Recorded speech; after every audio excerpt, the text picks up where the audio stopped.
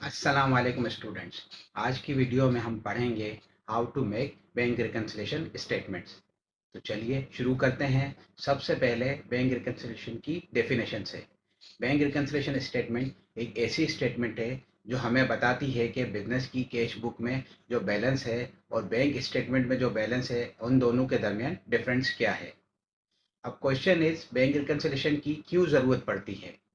तो आपकी book entry के हिसाब से बैंक अकाउंट्स में 50,000 रुपये हैं, लेकिन बैंक स्टेटमेंट के हिसाब से आपके अकाउंट में 45,000 रुपये हैं। तो अब कन्फ्यूजन स्टार्ट कि कौन सा बैलेंस सही है, और यही प्रॉब्लम सॉल्व करने के लिए हम बैंक रिकन्सिलेशन स्टेटमेंट्स बनाते हैं। अच्छा, आगे बढ़ने से पहले दो इम्पोर्टेंट टर्म्स। कैश बुक, ये हमारी कंपनी की बुक है जिसमें हम अपनी ट्रांजैक्शंस लिखते हैं रिलेटेड टू बैंक।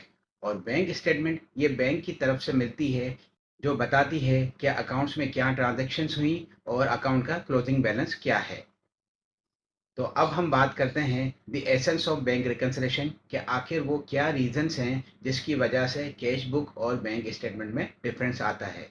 तो इसके 6 मेन रीजंस हैं। नंबर एक पे, cheques issued but not presented yet. मतलब हमने चेक इशू कर दिए हैं लेकिन वो पेमेंट के लिए बैंक में अभी तक आए नहीं हैं। फॉर एग्जांपल 10 जनवरी को 5,000 रुपये के चेक हमने सप्लायर को दिए, लेकिन रिसीवर या सप्लायर ने बैंक रिकन्सिलेशन की डेट तक बैंक में वो जमा नहीं करवाए, तो अभी तक वो अनक्लियर्ड अनप्रेजेंटेड है। अब हमारी बुक में तो बैलेंस कम हो गया लेकिन बैंक स्टेटमेंट में अभी तक कम नहीं हुआ, तो ये है हमारी फर्स्ट एडजस्टमेंट।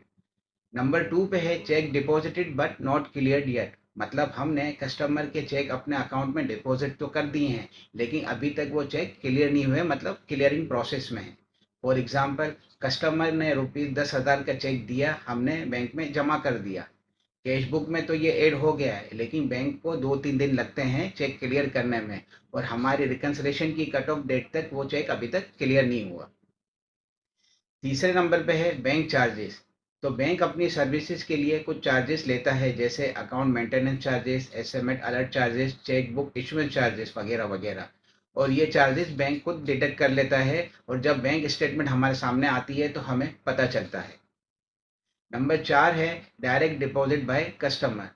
तो कभी कस्टमर डायरेक्टली बैंक अकाउंट में पैसे डिपॉजिट करा देता है और हमें इंटीमेट करना भूल जाता है, और हमें बाद में बैंक स्टेटमेंट देखने पे पता चलता है। नंबर 5 पे है interest credited by bank. Bank हमें सेविंग अकाउंट्स में इंटरेस्ट पे करता है, मंथली या क्वार्टरली। तो बैंक ये ऑटोमेटिक ऐड कर देता है और हमें बाद में पता चलता है जब हमारे सामने बैंक स्टेटमेंट आती है। नंबर 6 पे है डिसऑनर्ड चेक्स। मतलब कस्टमर के चेक्स जो हमने अकाउंट्स में डिपॉजिट कराए हैं वो रिटर्न या बाउंस हो गए ड्यू टू एनी रीज़न। तो बैंक ने तो वो एंट्री रिवर्स कर दी बट हमारी कैश बुक में वो डिडक्ट नहीं हुई अभी तक। तो now you understand the major reason for bank and cash book differences. तो अब हम देखते हैं सबसे पहले what is the format and method of bank reconciliation. So we have two methods for making bank reconciliation. In method one cash book balance से start करते हैं, and in method two bank statement के balance से हम start करते हैं for making bank reconciliation, और फिर उसके बाद उसके डिफरेंसेस निकालते हैं। दोनों मेथड सेम है, बस प्लस माइनस का डिफरेंस है। अब standard format of bank reconciliation statement is on your screen. सबसे पहले कंपनी का नाम, फिर period of reconciliation, then particulars जहां nature and reason of differences लिखेंगे। देन उसके साथ हम amount of date differences, like सबसे पहले ओपनिंग बैलेंसेस, फिर usual addition such as cheque issued but not presented by party yet, interest credited by bank not recorded by us, and direct deposits by customer and not intimated to us।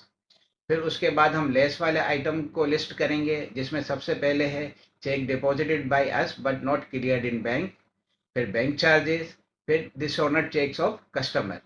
फिर उसके बाद हम balance निकालेंगे and after plus minus, जो कि as पर bank statement match होगा। Basic concept here is date, अगर हम अपनी बुक के बैलेंस उठाएंगे तो हर वो चीज़ हम प्लस करेंगे जो बैंक में प्लस हुई है और हमसे प्लस होना रह गई है, और हर वो चीज़ माइनस करेंगे जो बैंक में माइनस हुई हुई है हम और हमसे माइनस होना रह गई है आफ्टर दी मैच ट्रांजेक्शन्स। यानी जो हमारे पास भी हैं और बैंक के पास भी है उनको हम पहले मैच करेंगे, उसके बाद जो डिफरेंसेस है उस पर हम इस तरीके से वर्क करेंगे। तो अच्छा, अब एक कंप्लीट क्वेश्चन हम सॉल्व करते हैं to understand the bank reconciliation. तो क्वेश्चन है, एज पर XYZ कंपनी कैश बुक यानी बैंक कॉलम का जो एंडिंग बैलेंस है 31 दिसंबर को वो 75,000 से डेबिट है और बैंक स्टेटमेंट का बैलेंस जो है वो 92,500 से क्रेडिट है और additional information is on your screen.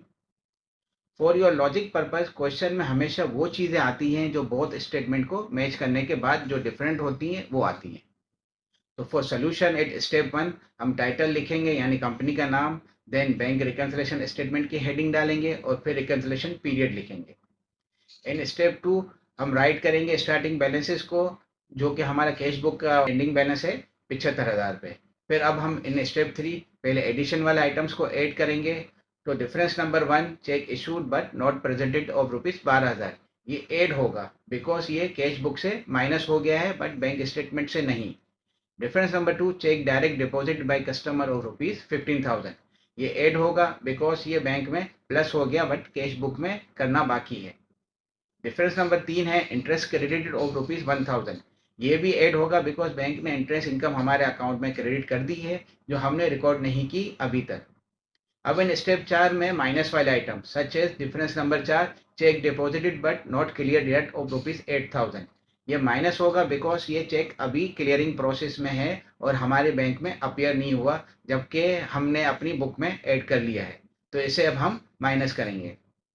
Difference number 5 is bank charges of ₹500, ये बैंक ने माइनस कर लिए हैं हमारे अकाउंट से अगेंस्ट सर्विसेज, तो अब हम भी इसे माइनस कर लेंगे।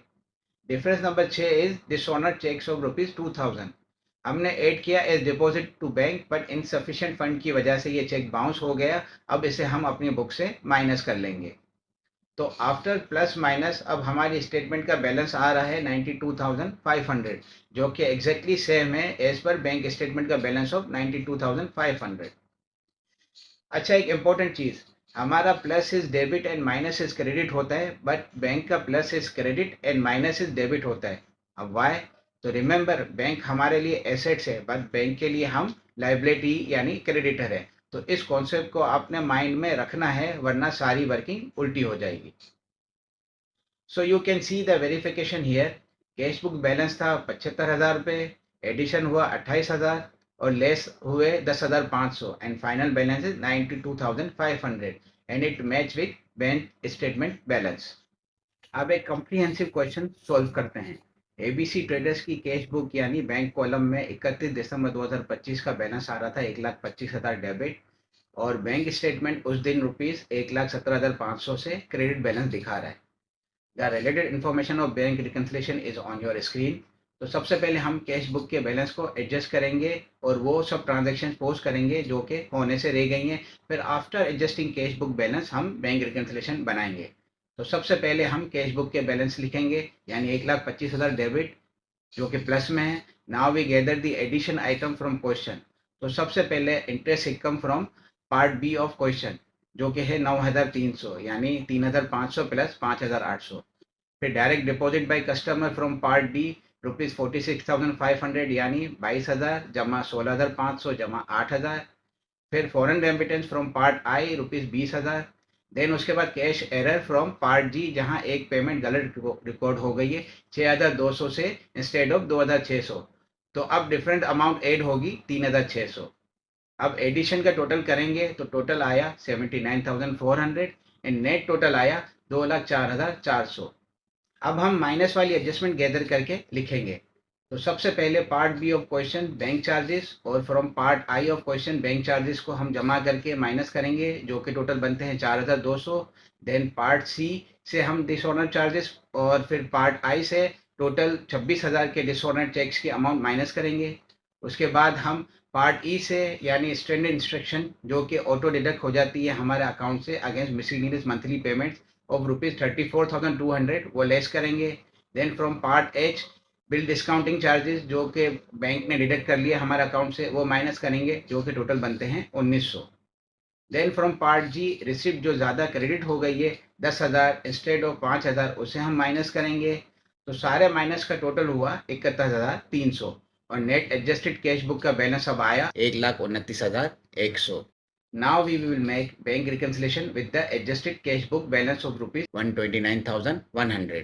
अब पहला इशू इज टोटल रुपीज 35,000 के चेक सप्लाई को इशू किए, उसमें से 12,000 के चेक्स प्रेजेंट हो गए, बाकी 23,000 के चेक्स अभी तक प्रेजेंट नहीं हुए, तो ये चेक प्लस होंगे, यानी हमारे बैलेंस में 23,000 का एडिशन होगा यहाँ पर।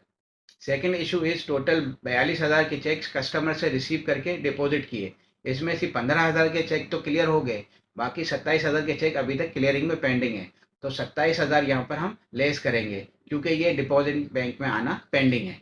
सो 27,000 subtract here. Third issue is bank की तरफ से एरर्स। यहाँ we can use two method. One is हम बैंक स्टेटमेंट के बैलेंस को एडजस्ट करेंगे, बिकॉज ये बैंक का एरर है and should be corrected by bank. और दूसरा, we will adjust in bank reconciliation as normal adjustment to reach the balance of bank statement. तो both presentation is on your screen. So we use the method 1, yani adjust the bank statement balance, as after intimation to bank we will definitely get the corrected bank statement. In section F of question, issue 1 is bank ने गलती से किसी और की payment हमारे account से में debit कर दी, तो अब हम बैंक बैलेंस में इसे ऐड कर देंगे फ्रॉम रुपीज 8,000। और दूसरा इशू इज बैंक ने 4,000 के क्रेडिट को 400 से रिकॉर्ड किया हमारे अकाउंट में, तो difference of rupees 3,400 bank statement में ऐड होंगे। Now the adjusted balance of bank statement is on your screen, जो कि बनता है 1,29,100, and after the addition and subtraction the bank reconciliation adjusted balance is also 129,100 and it's perfectly matched. अच्छा, तो की learning points here is that partial amounts carefully handle करें, errors को identify करके सही जगह एडजस्ट करें, पोस्ट डेटेड आइटम्स की टाइमिंग ज़रूर चेक करें कि वो कब तक की उसकी कट ऑफ डेट पे कितनी अमाउंट क्लियर हो कितनी नहीं हुई, स्टैंडिंग इंस्ट्रक्शन को कैश बुक में एडजस्ट करें, और बैंक रिकंसिलिएशन स्टेटमेंट में सिर्फ टाइमिंग डिफरेंस आइटम्स आएंगे। अब हम बात करते हैं कॉमन मिस्टेक्स की। तो सबसे पहले एड लेस का कंफ्यूजन। तो याद रखें कि अगर हमने कैश बुक के बैलेंस से शुरू किया है तो हर वो चीज़ जो बैंक में प्लस हुई है वो हमारे पास भी प्लस होगी, और हर वो चीज़ जो बैंक में माइनस हुई है और हमारे पास होना रह गई है तो वो हमारे पास माइनस होगी। तो इस रूल को आपने हमेशा याद रखना है। नंबर 2 पे है डिसऑनर चेक। ये हमेशा लेस होगा कैश बुक से क्योंकि बैंक के अंदर ये हो चुका है और हमारे पास नहीं हुआ। नंबर 3 है डेट ना लिखना, यानी हमेशा हमने एज ऑन की डेट के साथ ये लिखना है रिकंसिलिएशन पीरियड के वो रिकंसिलिएशन कब तक की है। नंबर 4 टाइटल भूल जाना, यानी कंपनी का नाम लिखना हमने मिस कर देना। नंबर 5 है कैलकुलेशन में मिस्टेक्स। हर कैलकुलेशन को हमने 2 बार चेक कराना है, और माइनस को प्लस कर देना और प्लस को माइनस कर देने से भी रिकंसिलिएशन बिल्कुल आउट हो जाएगी, और पार्शियल अमाउंट्स को हमने केयरफुली हैंडल करना है। नंबर 6 है डेबिट एंड क्रेडिट का इशू। हमारा plus is debit and minus is credit होता है, जबकि बैंक का plus is credit and minus is debit होता है। वाई? तो बैंक हमारे लिए एसेट्स है बट बैंक के लिए हम लाइबिलिटी हैं। So always keep in mind कि डेबिट क्रेडिट कॉन्सेप्ट को as a assets and liability हमने हमेशा याद रखना है। नंबर 7 है bank overdraft. Sometime you receive the debit balance of bank statement in question paper. So don't get confused. It's because of bank overdraft facility. ये आप कह सकते हैं कि बैंक की तरफ से लोन की फैसिलिटी है कि हम अपने अकाउंट से अपने बैलेंस से ज़्यादा पैसे निकाल सकते हैं। अब बात करते हैं कुछ प्रैक्टिस टिप्स फॉर एग्जाम में अच्छे मार्क्स के लिए।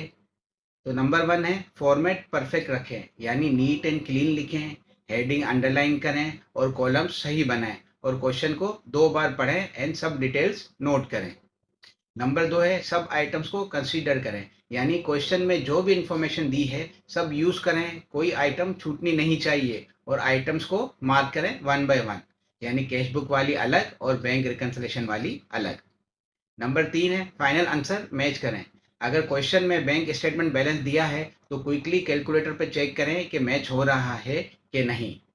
नंबर 4 है keep practice and focus on time management for solving the questions. अब हम बात करते हैं क्विक रिविजन पॉइंट्स की। याद रखने वाली चीज़ें जो हैं बीआरएस में, कैश बुक से start is equal to bank statement का जाना है। 8 items are cheques issued but not presented yet, direct deposits, interest credited or wrong debit in cash book, and less items are check deposited but not cleared yet, bank charges, dishonored checks and wrong credited in bank book. And formula for quick check is cash book balance plus add item less items is equal to bank statement balance. तो students, ये था bank reconciliation statement का complete concept. अगर ये video helpful लगी तो video को like share and subscribe करना ना भूलें एंड कमेंट्स में अपने डाउट्स ज़रूर शेयर करें। नेक्स्ट वीडियो में हम पढ़ेंगे फाइनल अकाउंट्स और बहुत कुछ। तब तक के लिए अल्लाह हाफिज़ एंड